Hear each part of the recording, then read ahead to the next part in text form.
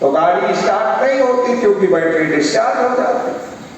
फिर क्या करना पड़ता है, फिर 2-4 हट्टे कट्टे नौजवानों को बुलाना पड़ता है और उनको कहना पड़ता है भाई थोड़ा पीछे से धक्का लगा। तो गाड़ी में जब पीछे से धक्का लगता है तो गाड़ी स्टार्ट हो जाती है, और जब स्टार्ट हो जाती है तो बैटरी को चार्ज करने का सिस्टम उस गाड़ी में ही है। गाड़ी चलती रहती है, बैटरी चार्ज होती रहती है, दोबारा धक्का लगाने की जरूरत नहीं पड़ती है। तो हमने कहा जैसे गाड़ी की बैटरी डिस्चार्ज होने के बाद धक्का लगाने की जरूरत पड़ती है, वैसे ही ओबीसी बोलता हूं जब बुरा लगता है तभी धक्का लगता है।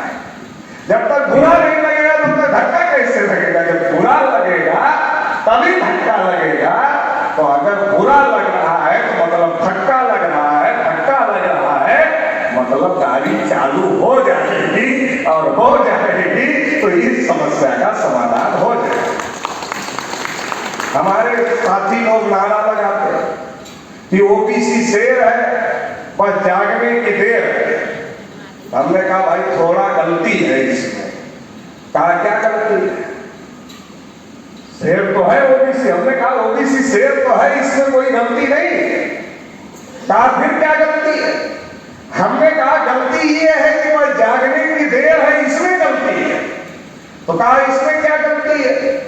हमने कहा देखो रामायण पढ़ा होगा जिन लोगों ने, उसमें एक पात्र थे कुंभकर्ण। तो कुंभकर्ण 6 महीने सोते थे और 6 महीने की टाइम लिमिट थी सोने की, और 6 महीने बाद जग जाते थे। मतलब अगर कुंभकर्ण के जगने का इंतजार करना हो तो 6 महीने इंतजार करना पड़ता था।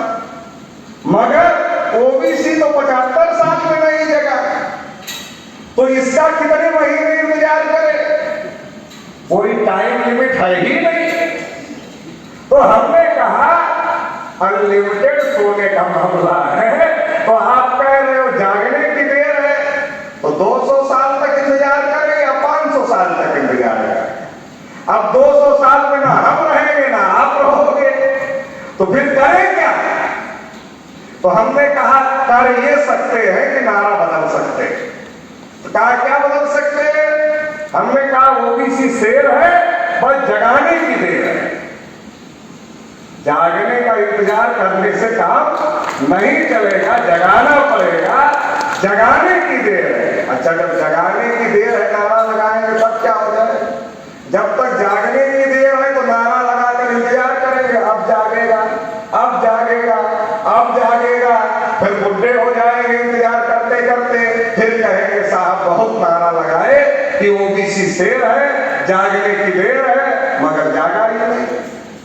लेकिन जब नारा लगाएंगे जगाने की देर है, तब तो जाएंगे ना ओबीसी के गली मोहल्ले बस्ती में और कहेंगे भाई उठ जा, बहुत सो लिया, अब जग जा, थोड़ा तुम अपना हक अधिकार के लिए लड़ ले, थोड़ा तो बहुत तुम्हारा हक अधिकार दूसरे लोग ले लिए, लड़ जा। तो पकड़ पकड़ के जगाएंगे तो जगेगा, और जगेगा तो ये लड़ाई इस देश में मजबूत होगी। क्योंकि इस देश में अगर अच्छा हो तो उसमें भी ओबीसी की भूमिका रहती है, और अगर बुरा हो तो उसमें भी ओबीसी की भूमिका रहती है। क्यों? आबादी ज्यादा है, संख्या ज्यादा है। ज्यादा संख्या वाले लोग अगर गुमराह हैं तो गलत फैसले होंगे, क्योंकि लोकतंत्र में सबको वोट का अधिकार बना था। ये तो हमारे ही पूर्वजों ने दिया हुआ है कि सबका वोट पहलू एक है, तो सबके वोट का अधिकार बराबर है। अब हमारे समाज का आदमी ज्यादा गुमराह रहेगा तो लोकतंत्र में गलत फैसले होंगे, गलत फैसले होंगे तो उसका खामियाजा सबको और पूरे देश को भुगतना पड़ेगा, जैसा कि भुगतना पड़ रहा। और अगर ओबीसी सही फैसले ले तो बहुत बड़ी संख्या है, तो बहुत कुछ सही हो जाएगा, तो उसका श्रेय भी ओबीसी को जाएगा, और अगर गलत होगा तो उसका श्रेय भी ओबीसी को जाएगा। इसलिए ओबीसी समाज को जागृत करना बहुत ज्यादा जरूरी है, और इसलिए हम लोग ये अभियान चलाने का काम कर रहे हैं। अब सबसे बड़ा सवाल यह है कि 75 साल से हम लोग वोटते हैं, कोई सरकार बगैर हम लोगों के वोट और सपोर्ट के बन सकती है? हम लोगों के वोट और सपोर्ट के बगैर कोई सरकार नहीं बन सकती है। जब हम लोगों के वोट और सपोर्ट के बगैर कोई सरकार नहीं बन सकती है, तो सिंपल गिनती कितना बड़ा मामला, गिनती कितना बड़ा मामला, बहुत बड़ा मामला है, छोटा मामला है, गिनती है। हर 10 साल में जनगणना होती, उसमें ओबीसी का एक कालम बढ़ा लो, जाति का एक कालम बढ़ा लो, इतना ही करना है, कोई बहुत बड़ा लंबा चौड़ा काम नहीं है। और एक नया ज्यादा का खर्चा भी नहीं है। सरकार जितने खर्चे में जनगणना करती है, उतने ही खर्चे में सरकार ये जातिवाद जनगणना भी कर सकती है। फिर नेहरू से लेकर नरेंद्र मोदी तक ये मामला क्यों अटका? ये बड़ा सवाल है। ये समझने का बात है कि नेहरू से लेकर नरेंद्र मोदी तक ये मामला क्यों लटका हुआ है? क्योंकि अंग्रेज तो करते थे। आज मोदी जी कहते हैं नहीं, संसद अंग्रेजों ने बनाया इसलिए हम नई संसद बनाए, ये अंग्रेजों ने किया इसलिए हम इसको हटाएं, ये अंग्रेजों ने किया इसलिए हम इसको हटाएं। अरे हमने कहा मोदी जी बहुत बड़ी गिनती है यार। क्या गिनती है? अरे अंग्रेजों की हर पहचान आप हटा रहे हो। अरे हमें बिना मतलब का कहना पड़ता है कि अंग्रेजों की गिनती के अनुसार हम 52% है। अरे ये भी हटा दो, जनगणना कर दो, झंझट ही खत्म कर दो। हम क्यों अंग्रेजों का नाम लेंगे कि अंग्रेजों की गिनती के हिसाब से हम 52% है? अरे हम कहेंगे नरेंद्र मोदी जी ने अपने शासनकाल में गिनती करवाया तो हम इतने परसेंट है, आप नया आंकड़ा दे दो। मगर इसके लिए मोदी जी तैयार नहीं है, ये करने के लिए नहीं तैयार है, नया आंकड़ा देने के लिए तैयार नहीं है। हाँ, शेर बाज चीतों की संख्या अगर कम हो जाए तो मोदी जी को बहुत चिंता है। वो विदेश जाते हैं, वहां से लेकर आते हैं, भारत के जंगलों में छोड़ देते हैं। लेकिन ओबीसी की संख्या बढ़ रही है कि घट रही है, इसके बारे में कोई चिंता है मोदी?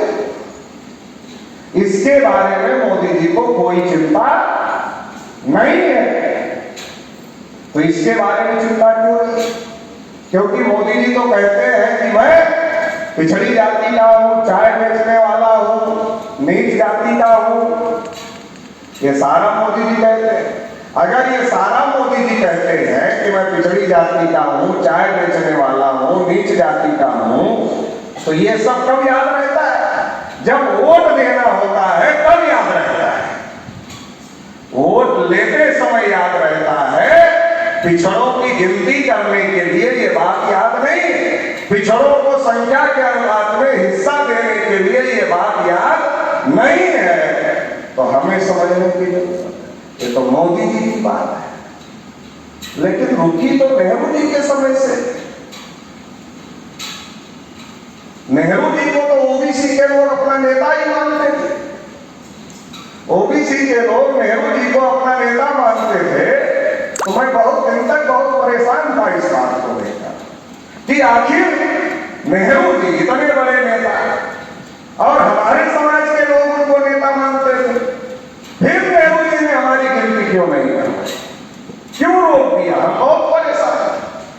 सोचते सोचते सोचते सोचते एक दिन समझ में आया।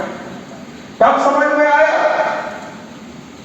जब मुझे वो घटना याद आई, नेहरू जी के प्रधानमंत्री बनने की घटना जब याद आई, तब मुझे समझ में आया। जब कांग्रेस महासमिति में चुनाव हो रहा था कि भारत का पहला प्रधानमंत्री वही बनेगा जो कांग्रेस का अध्यक्ष बनेगा। दो दावेदार थे, सरदार वल्लभ भाई पटेल और पंडित जवाहरलाल नेहरू। जितने राज्यों की कमेटियों ने इलेक्शन में हिस्सा लिया कांग्रेस की, सबने सरदार वल्लभ भाई पटेल को नेता माना और कहा इन्हीं को अध्यक्ष बनना चाहिए, इन्हीं को देश का पहला प्रधानमंत्री बनना चाहिए। गांधी जी ने पहले ऐलान कर दिया था कि अगर मुझसे पूछा जाएगा तो मैं नेहरू जी को ही कहूंगा। इसके बावजूद भी किसी भी राज्य की कमेटी ने नेहरू जी का नाम नहीं लिया और सब में सरदार वल्लभ भाई पटेल का नाम लिया। तो गांधी जी ने नेहरू जी को पूछा, आपका तो किसी ने समर्थन नहीं किया। तो नेहरू जी ने कुछ नहीं कहा, चुप रहे, मौन रहे। गांधी जी सब समझ गए, क्योंकि ये जो मौन का हथियार था, ये तो गांधी जी का ही हथियार था। गांधी जी जब सवालों का जवाब उनको नहीं देना होता था तो स्लेट उठाते थे, उस पर लिखते थे, आज मैं मौन व्रत हूं, और कोई जाता था सवाल लेकर दिखा देते थे, मैं आज मौन व्रत हूं, वो पढ़कर वापस चला जाता। तो ये हथियार गांधी जी का था, गांधी जी से नेहरू जी ने सीखा था। तो नेहरू जी तो बाद में सीखे, गांधी जी तो उसके मास्टर थे। तो गांधी जी समझ गए कि नेहरू जी बहुत दुखी है और कह रहे हैं प्रधानमंत्री हमें ही बनना है। तो गांधी जी ने जेबी कृपलानी जो संचालन कर रहे थे अधिवेशन का, उनको कहा, पटेल जी को पर्ची दे दो, अपना नाम वापस। और कृपलानी जी ने पटेल जी को पर्ची दे दिया, पटेल जी ने वो पर्ची गांधी जी को दे दिया, गांधी जी ने वो पर्ची वापस कृपलानी जी को दे दिया, कृपलानी जी ने वो पर्ची वापस पटेल जी को दे दिया, और पटेल जी ने अपना नाम वापस ले लिया। और नेहरू जी देश के पहले प्रधानमंत्री बन गए। जब नेहरू जी देश के पहले प्रधानमंत्री बन गए तो नेहरू जी ने सोचा, क्या सोचा? कांग्रेस हमारे बाप दादा पूर्वजों ने बनाई, चटर्जी, मुखर्जी, बनर्जी, गोखले, तिलक, आगरकर, ये सारे ब्राह्मणों ने मिलकर, हमारे पूर्वजों ने मिलकर कांग्रेस पार्टी बनाई। उस कांग्रेस पार्टी के अंदर का चुनाव, बाहर का चुनाव नहीं, जनता का चुनाव नहीं, जिस कांग्रेस पार्टी को चटर्जी, मुखर्जी, बनर्जी, गोखले, तिलक, आगरकर ब्राह्मणों ने बनाई, उस कांग्रेस पार्टी के अंदर का चुनाव, मैं इतना बड़ा ब्राह्मण, कितना बड़ा ब्राह्मण, पंडित जवाहरलाल नेहरू इतना बड़ा ब्राह्मण, कोई ऐरा गहरा नथु खैरा ब्राह्मण नहीं, इतना बड़ा ब्राह्मण पंडित जवाहरलाल नेहरू, मैं कांग्रेस पार्टी के अंदर का चुनाव नहीं जीत पाया। अगर मैं गिनती ये जो हो रही है ये होती रही तो 31 में अंग्रेजों ने गिनती किया, 41 में अंग्रेजों ने गिनती किया, तो फिर कब गिनती का समय था? 51। और पहला इलेक्शन कब हुआ? 52 में। तो नेहरू जी कब समझदार थे क्या? नेहरू जी ने सोचा 52 में इलेक्शन है, 51 में गिनती होगी, गिनती के आंकड़े आएंगे, ब्राह्मण 3.5%, ओबीसी 52%। तो ओबीसी के दिमाग की बत्ती जल जाएगी कि ये 3.5% और हम 52%, तो 52 वाला 3.5 के पीछे रहेगा या 3.5 वाला 52 के पीछे रहेगा? और अगर ये दिमाग की बत्ती जल गई तो पंडित जवाहरलाल नेहरू पहला और आखिरी ब्राह्मण प्रधानमंत्री हो जाएगा। इसके बाद कोई ब्राह्मण देश में प्रधानमंत्री नहीं बनेगा अगर जाति आधारित जनगणना होती रही तो इसलिए नेहरू जी ने जाति आधारित जनगणना रोक दी। आर्य चंद्रापुरी जी जो बिहार के